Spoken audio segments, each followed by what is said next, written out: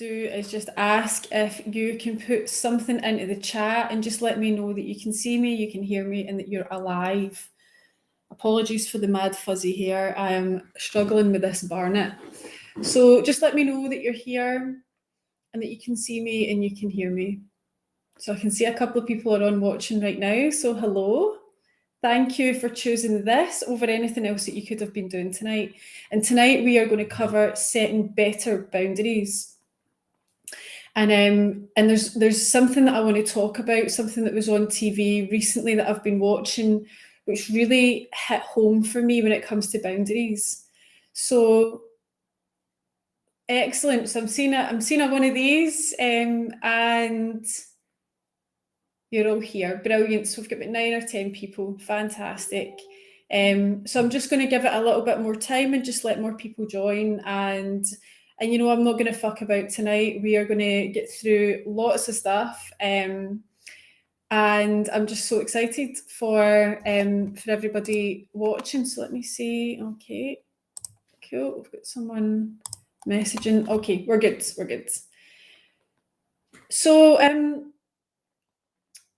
so just let me know in the chat. Just what was it that made you choose this over all the other things that you could have been doing tonight? What made you choose this this particular session? So we're going to be talking about setting better boundaries. Is it because you've been before and you've got value from it, or did someone tell you about it, or did you just think, fuck it, I've got nothing else to do, I'm going to go and check this out? Let me know, just so I can get a feel for kind of where you're at in the room.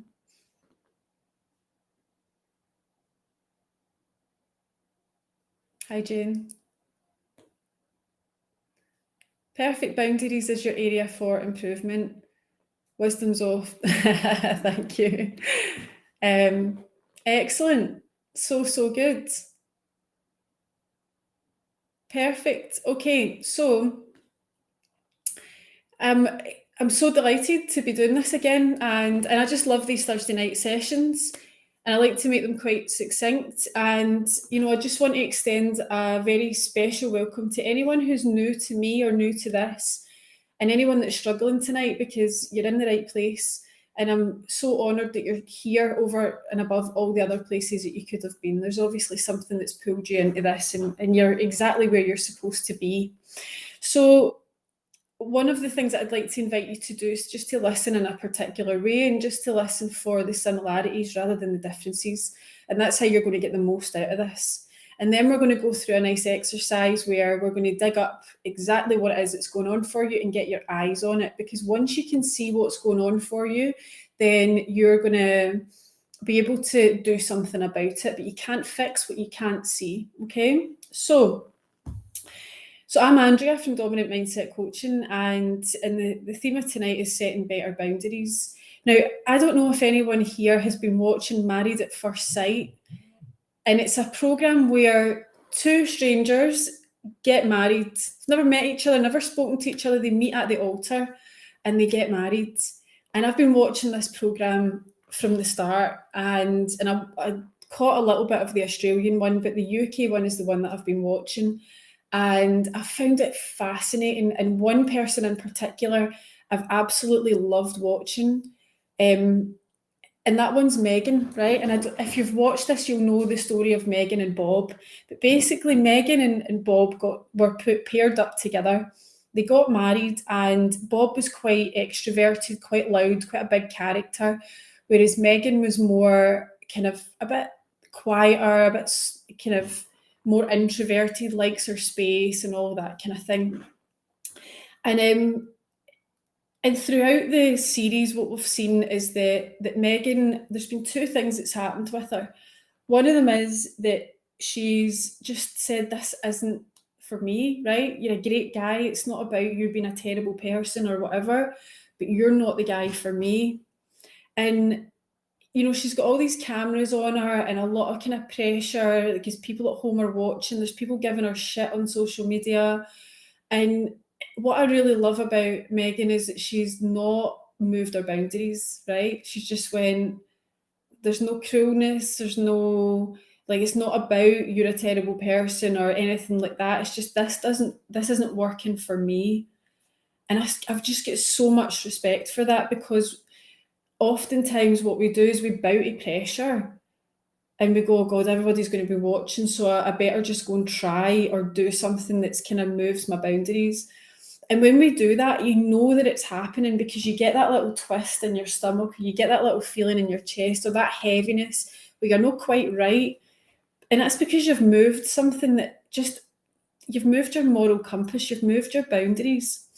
Now, in the show, Megan had a connection with a different person that was on it. It was someone else's husband, and they shared a kiss, right? And, you know, people might be like, oh my God, it's terrible and all that. And, you know, fair play to her. She came out and said, I've made a mistake and I shouldn't have done that, right? But she got attacked every single week. And what she could have done is let her head go down and go, oh God, right, I've done this terrible thing, beat myself up, they're all right, I'm not good enough, I'm this terrible person, and all of that kind of stuff. But she didn't, right? So she went, I've owned it, I've took responsibility for it, I shouldn't have done it, I've apologised to Bob, and that's it, right? You don't get any more from me, you don't get £10 of flesh off of me. And I thought, God, that is a woman with extremely solid boundaries, where she takes responsibility for herself, owns it, and then just says, and that's it, right? That's as much as you're getting, because there's a line, right, that I'm not willing to go over. I'm not going to be a doormat for everybody else. So that was just, I loved it. I loved every bit of seeing that. And that's one of my favourite characters that I've been watching go through the series, just because of how well she dealt with all of that. So that was what really kind of sparked a lot of things off when it comes to thinking about what I was going to do tonight around boundaries, and how sometimes I've moved my own boundaries and you might have moved your boundaries. Or maybe you've done something in the past, right, and you've tried to make up for it, you've apologised, but it's just not enough for people. They want a pound of flesh from you. They're not happy until you're in the ground, until you're cancelled, until, you know, you're at your absolute rock bottom. Who's ever experienced that? Who's ever experienced something where no matter what you do, it's like you just can't seem to come back from that one time that you made a mistake? So put a yes into the chat or into the comments and let me know if that's something that you've experienced.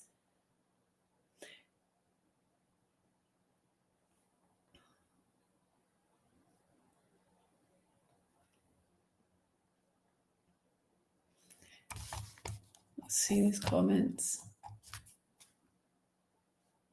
So let me know if that's something that you've had.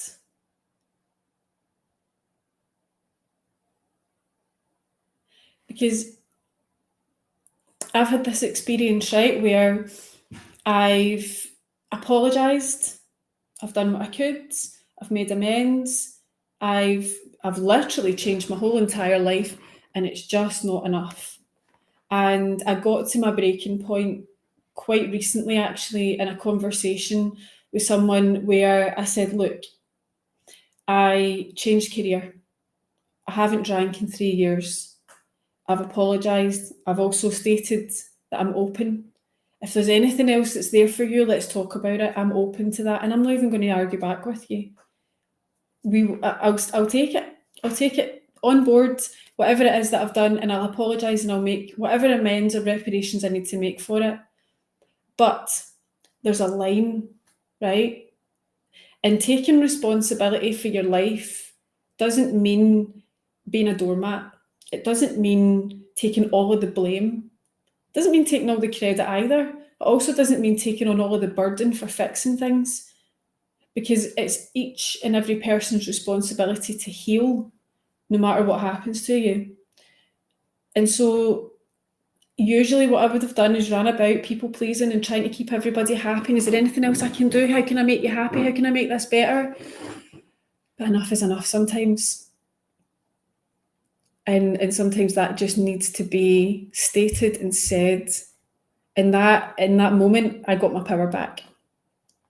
And what I watched with Megan Married at First Sight was she was just taking her power back. I'll make amends, I'll say sorry, but you don't get my power from me.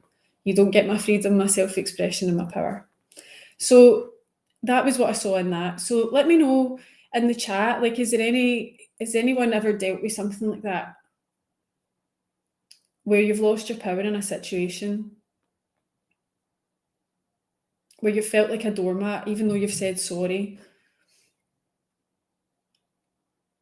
Or where you've done something that you really just didn't want to do, but it was to keep other people happy.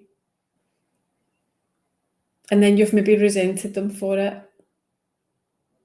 You've stopped talking to them, or, you know, there's always been that niggle in that relationship where there's always something in the space between you that doesn't allow you to really fully connect. You can just pop a yes into the chat if that's something that you've experienced yourself.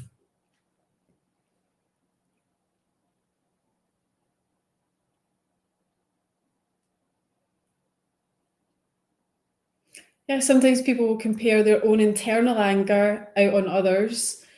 They won't forgive themselves, so they just won't accept anyone else's apology. It's a true reflection of them. Sometimes it's self-deprecating to try and keep asking forgiveness.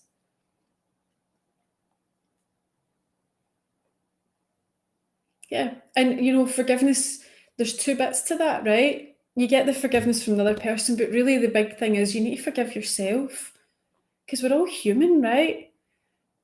When we mess up, it's just part of your own humanity. And if you can see that, all you're seeing is your humanity, that you're part of the human race, like we all are, and we are all flawed, right? We mess up. Always people pleasing, now me pleasing. Good on you, Jen. Because what's the worst thing that can happen, Jen? The worst thing that can happen is you get anything that you want. You get to do whatever the fuck you want.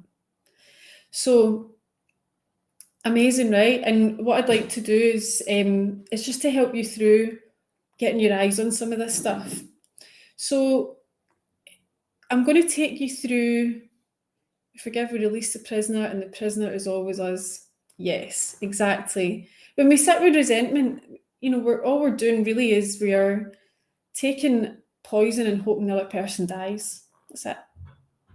So what we're going to do is we're going to go through a couple of steps of the 5D power process that I use with clients, which helps them to self-coach. So one of the values that I've realised I have for me, myself, my life and my business and all of my coaching is self-sufficiency and independence. This is my absolute goal for everybody, is that you come and you get coached by me, and by the time you leave, you're self-sufficient. You don't need me anymore.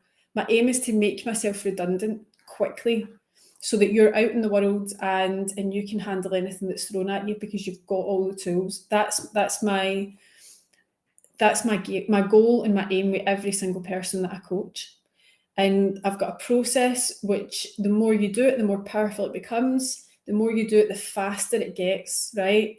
To the point where, you know, I can pull myself out of a trigger in about 4 minutes. I don't even have to write it down anymore. So I'm going to take you through the first part of that, because the first part is one of the most powerful bits of it. The rest is where we resolve it, but the first part is really quite powerful because it gets your eyes on what's there for you. So what I'd like you to do is just get pen and paper out right now. And the first thing I'd like you to write down is just give me something that you want, something that you don't, something that you want that you don't have, or something that has triggered you, bothered you.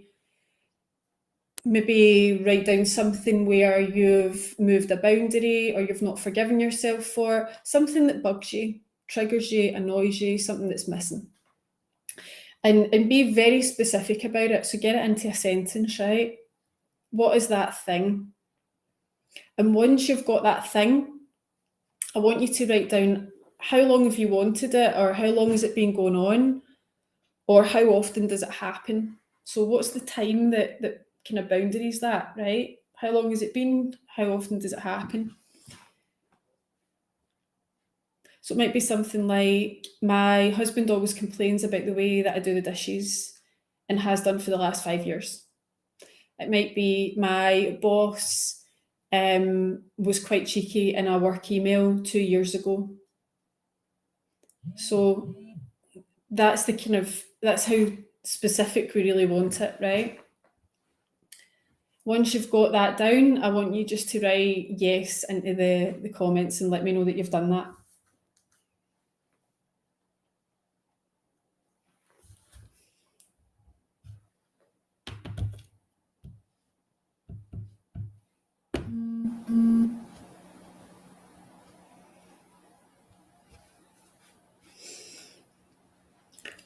So just let me know with a yes once you've got that sentence, that thing that annoys you, and also the time, how long it's been going on or how often it happens.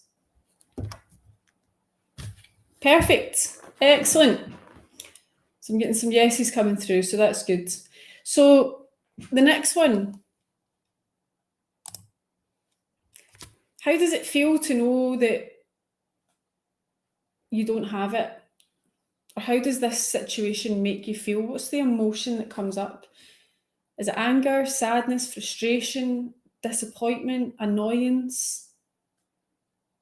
What's the emotion that comes up for you?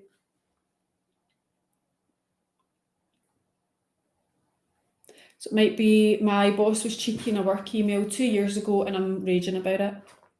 That's literally as succinct as we want to get it. My husband has been moaning every week about how I do the dishes for the past 5 years, and I'm sad and frustrated about it. So add that to your sentence.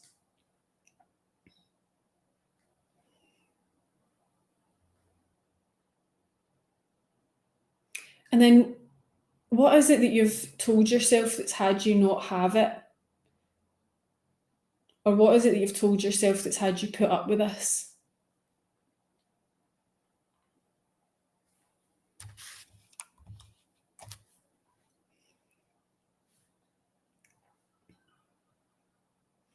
And once you've got that, just put another yes into the chat, let me know.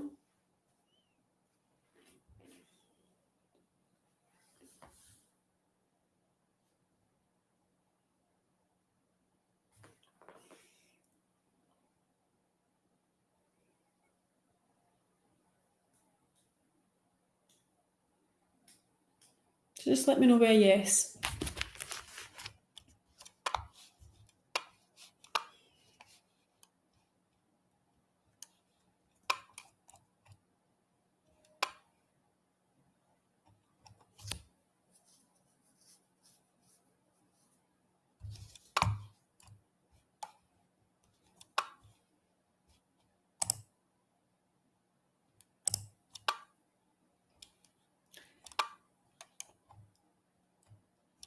I just want to know that we're moving on as a team.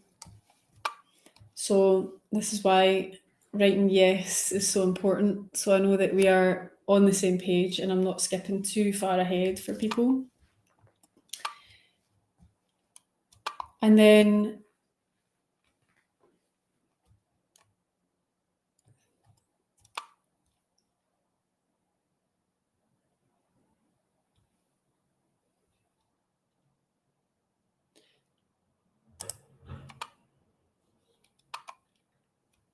that thing that you keep telling yourself.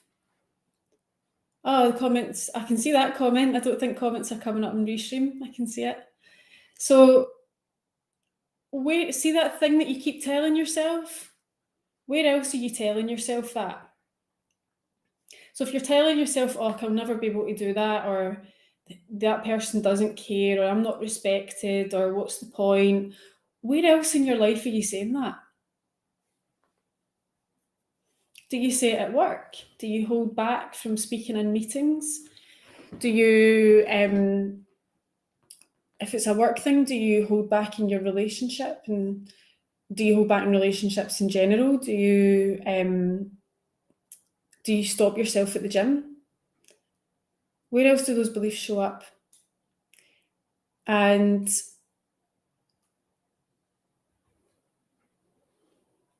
What would you like instead?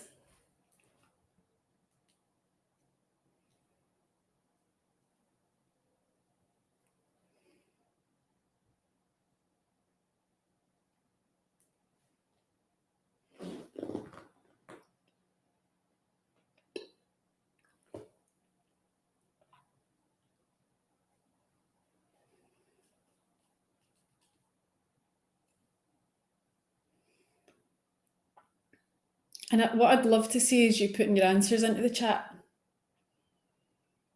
because part of this process is dig. So we need to dig for what's going on, declare, we get it out of our heads, and we get it external so that we can see what's going on. Dig, declare, and when you type that into the chat, you get to declare it. And that breaks its power. So dig, declare, distinguish, decide, and discover. So I would love to see people putting this in the chat and just declaring it so it doesn't have power anymore.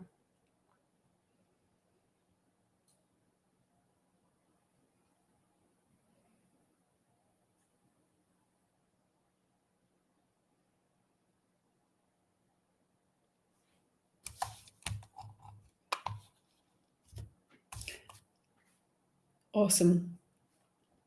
So now that you've got where else these things that you keep telling yourself showing up and what you would like instead, how far away are you from that thing that you would love to have instead?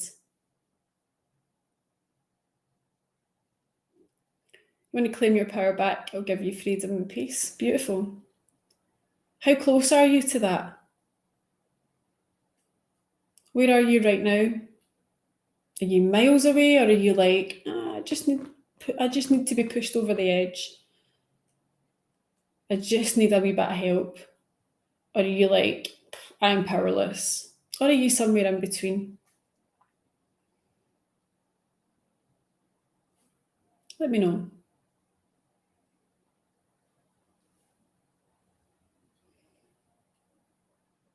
Perfect. Good stuff. And what do you think is in your way right now?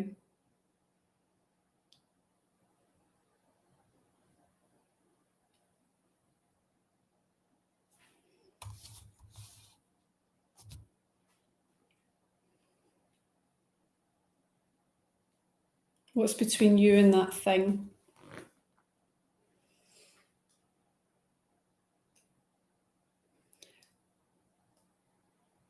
Because I know that it's going to be something like you don't believe you can do it, you don't know how, you're scared, one of these things.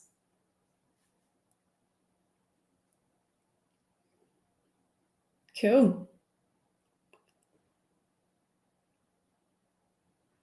Excellent.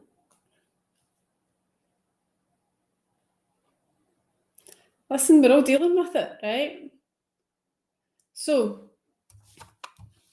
now that you can see all of that and we can see where you're at, where you want to be, and there's a wee bit of distance in there, then this is, I mean, it's a very light version, but this makes up part of the 5D power process, where I help ambitious men and women along a journey where they get to self-coach, where they're completely self-sufficient. They don't need a coach anymore because they've got the tools and it's all in there. So what I'd like to do now is just thank you for completing step 1 and 2 of the 5D power process training. Now, we've done a very high level view of this, right? And it's been we haven't gone into too much detail, but hopefully you've got something from this. So what I'd like you to do finally is just to put into the chat, what's been your biggest takeaway from this day? What's been your biggest insight from the last 25 minutes, 24 minutes even? Let me know.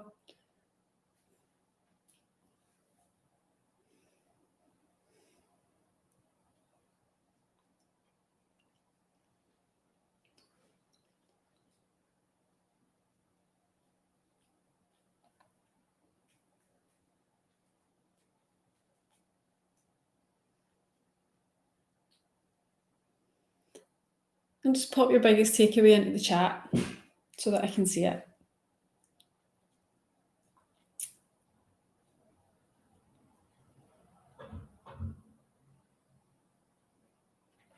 Absolutely. And is that what you got from this training? It's amazing. There's no reason why I can't have what I want, because whatever happens, I will get what I want. You get exactly what you've got. You get what you give yourself. Perspective of obtaining happiness. Good. Happiness isn't a thing to get or a place to get to. It's a state of mind. And unless your mind is 5 miles down the road or outside of yourself, you can have it anytime you want, because it's you that generates it. A car's not going to make you happy. A new handbag's not going to make you happy. A new telly's not going to make you happy. A holiday's not going to make you happy. And because it doesn't have the power to do that. You love my hair? Thank you. I haven't taken my hair out since the wedding that I went to on Tuesday. It is honestly at the back, total bird's nest, but I'm loving it. Like, I love that messy hair thing. So thank you. So happiness is something that you generate. And the reason that I know that things like cars, handbags, new tits and a new nose aren't going to make you happy, and it doesn't have the power to make you happy, it's because if that car outside that I bought was the thing that was going to make me happy, and it had the power to generate that in me and cause that in me, then every single person that walks past that car should be going, wow, brilliant, dead happy, right? But that doesn't happen. Same with your partner doesn't have the ability or the power to make you feel love. Because if they did have that power, every single person that walks by them in the street would be like, oh my God, I love him, or I love her, right? They don't have that power. You generate every single bit of that yourself. And once you get to see that, you're bulletproof. So I just want to thank everybody for all of your comments and for really getting stuck in, taking part, and also for watching, because I know that there's a million things you could be doing tonight. I really hope that this has helped. And I'd love to chat with some of you if you're open to it, just about maybe some strategies that might be able to help you on your journey for getting power and happiness and all of these things. So I just want to thank you all again. Please, whatever you're doing tonight, have the best fun doing it. Practice generating that happiness and that love for yourself, and just be kind to each other. Be happy. Be lovely, and have an amazing night. Mwah, love yous.